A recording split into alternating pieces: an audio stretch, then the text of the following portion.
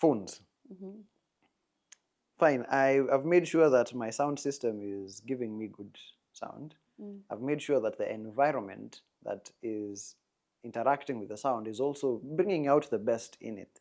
But what am I using to capture it? If I think of like a photographer, if I work with a photographer's mindset or a camera person's mindset, this is where we have a lot of debates about ni simu gani inachukuanga photo poa if you're gonna work with the phones.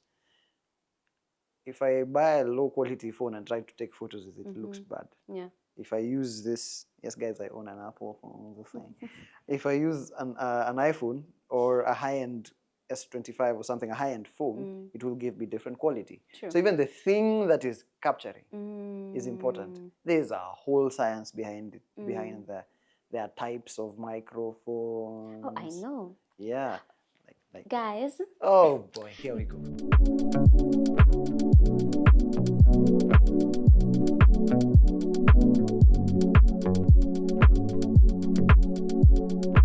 Ladies and gentlemen, before this break, or if this is the first time you're catching us, our lecturer was explaining to us the importance, not even the importance, just explaining the complexity of sound engineering.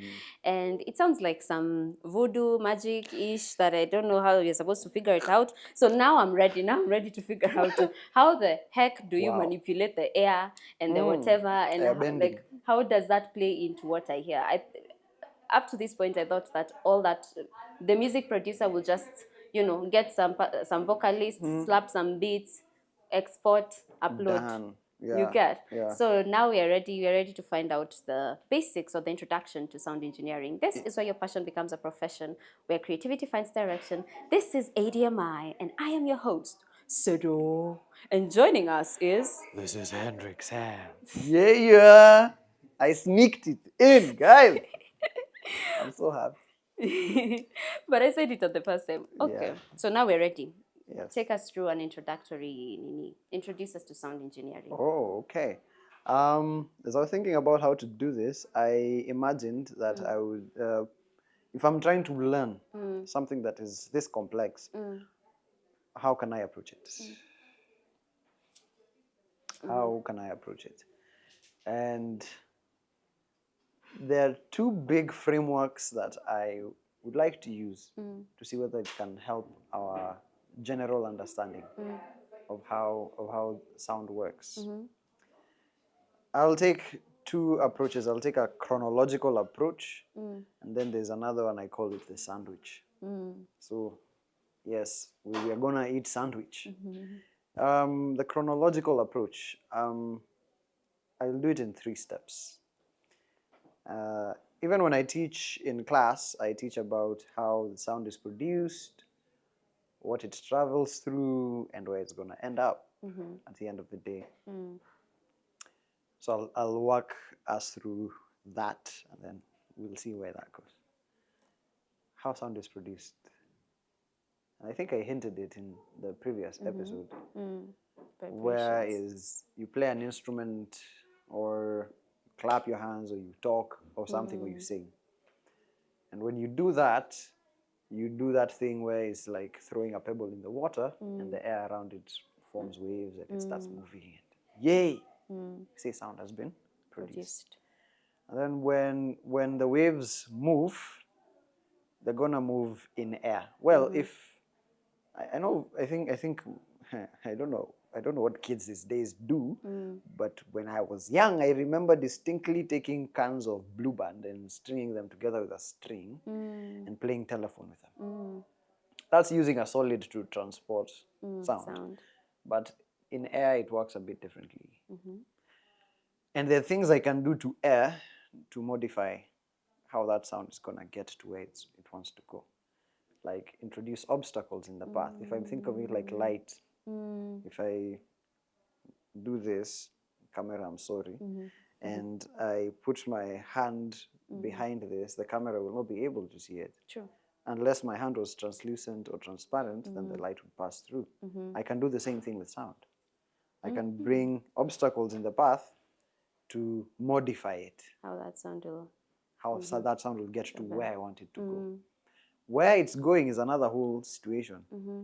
Is it going to someone's ear? Mm. Is it going to a microphone? Mm. Where is it going? Mm-hmm. Yeah. Okay. So those are like the production of sound, how it travels, and where it's gonna end up. Okay. But that whole I've just described the capturing process. Mm. What I have in mind, it's I've not been to many studios, Yeah. but the few that I've been in, they have some kind of padding on the walls. Yes. So let me not talk with some people, but the low budget ones Yeah. have mattresses. Egg trays. Oh, even egg trays. Hey, people out here use things. Interesting. Whatever works. Yeah. So I'm assuming this is part of sound engineering. You're creating a room that is going to be soundproof. Is that part of sound engineering, or that's just construction work? It can be. It can be, because if you're working, like, let's say in a residential area and you don't want to disturb your neighbors, you soundproof. Okay. Yeah. Interesting. Yes. Also, it's not you not wanting disturbance from the outside, it's you not wanting to disturb them. It goes both ways. Okay. Because if you soundproof it as well, any sound that is outside won't leak into the space. Okay. Yes. So now, if I'm not wrong, we are at the stage of sound capturing. Yes. So you have described, like, for lack of a better word, setting the atmosphere, the best, like manipulating the atmosphere into to fit how you want that sound to flow from the point of production to the point of capture, reception or capture. Yeah. You get? Yes. So where do we go from here? From the capture process. Once you capture it, you manipulate it. Yes. So okay, there's something I'm not understanding. I don't know where I'm slightly lost. Okay. I'm trying to see this like in maybe you can I think it's because we're speaking from a metaphor perspective. Maybe you can bring it home and maybe use the example of a studio or a live event. So that I want to see a sound engineer at work. Yeah. You get? Because I'm still stuck in my house. At the back of my mind, I'm like, echo, furniture, no echo. That's where I am. Yes. Yeah, we're gonna get there. Okay. Let me finish up the framework. Okay. And then I will go into each and now use examples properly. So in the first part of and they said it's 3 stages. The first part is capturing the sound. The second part is manipulating the sound. The third part is playing it back. Interesting. Yeah. So capture it, manipulate it, play it back. Now I can go deep, and if you can think of it as a multi-stage process, it will really help. So in the capturing, let's go to the picture we painted of moving into a new house, and before you populate the house, you decide, let me set up my sound system and play back music and enjoy it for a minute before anything happens. So without getting too complicated, the sound system is what is producing the sound, and then there's you somewhere there listening to the sound. But then you realize, hii room iko na echo mingi. I can't hear my music the way I want. Okay? So what can I do about it? I can reduce the volume of the music so that it doesn't have a lot of echo. But then again, it's music. I want to enjoy it, so I want to pump it up. You know? That's important. Like managing the volume of the source. Yeah? So I'm trying to, I want more music, I want less music. I don't know what to do there. Fine, fantastic. But there's still this echo business that is messing with me. So let me populate the room. Put a sofa there. I'll carpet something. I'll, everything you can do to populate an empty room. And then you come back and listen to it and you're like, much better. The echo is down. Now your ears are now able to pick up more of the sound of the system rather than the echo of the room. Because the echo of the room was contributing to what you're hearing. Yeah. So I get rid of that. My ears are like, yay, I can hear the music better. If I transfer that whole thing into a studio, I have someone who is trying to sing into a microphone. If the room has a lot of echo, the mic, like your ears, will also hear the echo in the room. And you don't want to capture echo when you're recording because it's a nuisance to edit. It sounds bad. So what do? I put padding. I put carpeting. I manipulate the room so that it doesn't give me a lot of echo, so that I can capture more of the sound of the person instead of the sound of the room of or the the room, feedback. of the feedback. Yeah, and then you get clear sound, and you're like, yay, vocal sound nice. Yes. Then we go to playing it back. No, we've not captured it yet. Oh, We've captured it with the mic. I need to manipulate it first. Oh, so this was not manipulating. That was not manipulation. This that is was still capture. Yes, this was just the sound is happening in a room, a live stage. By the time it gets to the microphone that is getting it, I want it to sound as best as it can. Interesting. I thought we were already manipulating the sound, honestly. We were manipulating the sound, yes, but in the physical world. In the capture stage. In the capture stage.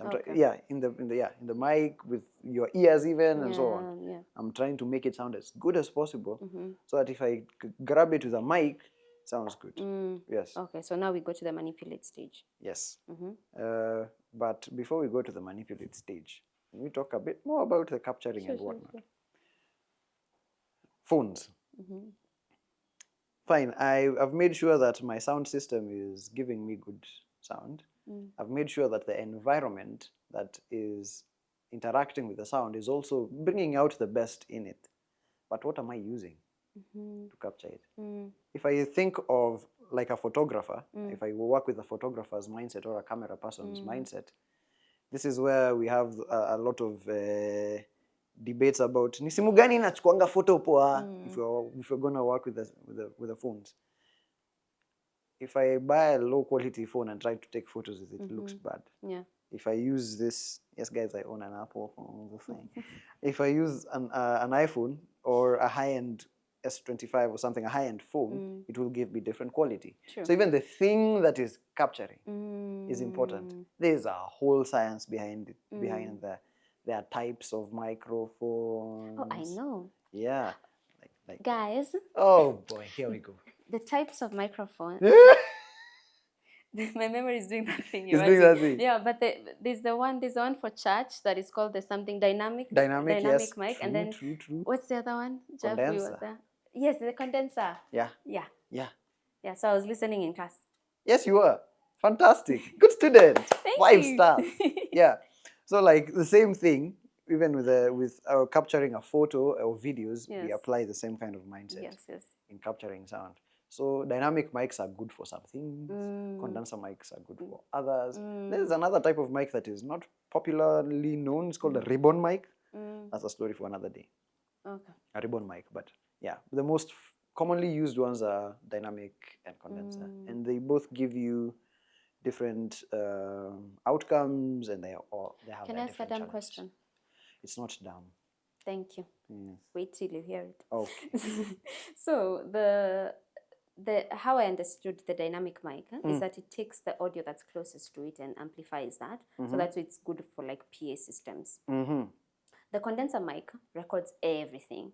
Yeah. You get? Yeah. So my problem is, why wouldn't you have, like, for a better sound quality, why wouldn't you use the mic that only amplifies the person who sings? Then maybe you'd need to do less in terms of like studio prep, or even I'm assuming you'd get better quality if you only amplifying the audio of the vocalist.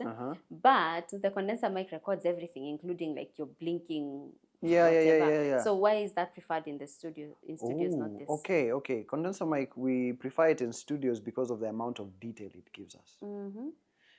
If I think of it like a photographer or a videographer, again, here I'll borrow a lot, is if I record at a high resolution, editing becomes easier. Oh, yes. Yes. I can crop it even further without losing quality. True. Same thing. The thing that gives me more detail affords me the ability to be at liberty to just manipulate and take the sound where I want. But a dynamic mic, in as much as it's good at, it will only capture the thing it's pointed at and reject everything else. Yeah. The challenge it has, it doesn't do very well with detail. Yeah. It will do well with loud sounds. It's very durable. I can throw it around and it will be fine. But the downside to it is I don't get as much detail as I would want. I understand. Yes. So it's basically, it's like getting a, what? what's the word? Like it's basically like getting a low quality photo. So Yeah. you can't even use it maybe for thumbnails or even Yes. because that's part of the reason why we shoot in 4K, so that regardless of where you're gonna watch this video from, whether it's a TV, whether it's your phone, It like it looks can be good. customized to that. Yes. So that makes sense. Thank you. Yeah. So back to capture. That's capture. Yeah. So you think about the mic that is gonna capture, and sound engineers will stress over the kind of mics they use. So the same way the market of cameras and phones, Yeah. there's so many options. So many. But if you, a sound engineer will gravitate towards the basic fundamentals of picking a good mic. Okay. So like a camera, I am thinking of, does it have a good sensor in it? How many megapixels can it capture? What is the focal length? That is how wide a shot it can capture, how things like that. Same thing with mics. How much detail can it capture? Yes, sir, it's a condenser, but is it a high-end condenser? Because high-end condensers will give me a lot more detail that I'm looking for as a sound engineer. So this is literally a whole new world. Yeah. Like the nuances of sound. Yeah. Like right now, for the people in the room, your brain has been filtering out the echo of the room as I've been speaking. That's a thing that the brain does. But for a sound engineer, we don't want that to happen. So I also have to train my mind to listen to the nuances of what is happening. And then figure out, if I put a mic here, this is how it will capture it. If I put it here, this is how it will capture it, and so on and so forth. So that part, yeah. Entire setups. You see, like now the setup part we were riffing about earlier.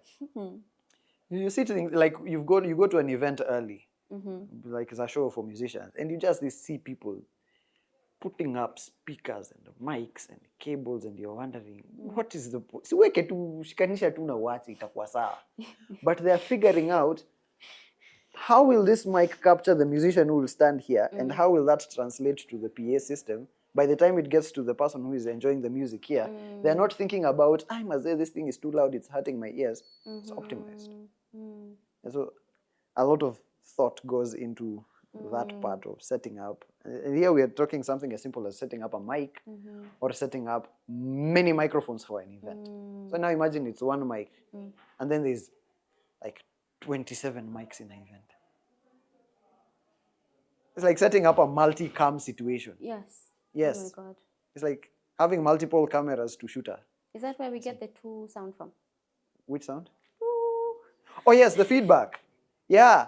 That's where we get the, hey, that thing is so annoying. Is it because of there are multiple microphones, or where does that come from? That comes from, I'm going to use this as a prop now. If this is a speaker and this is a mic, if I put a mic in front of a speaker and this thing is producing sound, this thing will produce sound, the mic will pick it up and take it back to the same speaker, and it will put it out and capture. An infinite loop. It's a loop. That's why we call it a feedback loop. Feedback. It's capturing and feeding it back, capturing and feeding it back. So what tends to happen is we do this. So that the speaker is in front of the mic, so that that feedback chain is severed. But the problem is, in a stage, hii speaker yenye iko peke yake, kuna zile zinakuanga hapo on the stage for people to hear themselves back. So even those ones have to be managed. Yeah, now that's what I know sound engineering as. Yeah, but it's a part. Part one. It's a part of sound engineering. Interesting. Yeah. Okay. What, we're still on capture. Yes. Where? Mambo ni mengi. I know. Haikuangi rahisi. Yeah. Is there anything left here before we move to manipulate? Oh, where do I begin? Even the cables that you connect matter. Because once, oh my God, I don't know if I should do this. Okay, I can do it. See, the way the ear works is, if I think of it as a converter, if I think of the ear as a converter, it makes sense. Yeah. But what is it converting? It's converting air moving in waves into electricity for our nervous system. So we know our nervous system is electricity. This is the guy who will be like, ooh, I've heard sound. But what happened here is this had to convert that into electricity. So if the cabling that is taking electricity from here to here is faulty, what do we get? If the cables don't work, we get a deaf person.